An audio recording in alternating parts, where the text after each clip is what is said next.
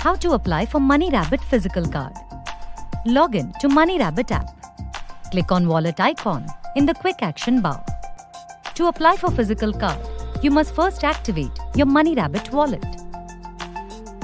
To activate your MoneyRabbit wallet, click on Activate Now. Enter your PAN card details. Tick the confirmation checkbox and click on Proceed. Your MoneyRabbit wallet is now activated. Now click on Go to Wallet. In the Wallet module, click on No More to apply for a physical card. Click on Apply Now. Confirm your personal details.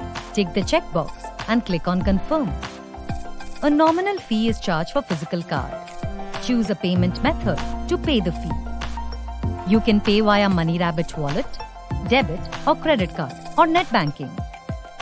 Enter 4-digit MPIN and click on Verify and Pay. It's that simple. You will receive your MoneyRabbit physical card soon.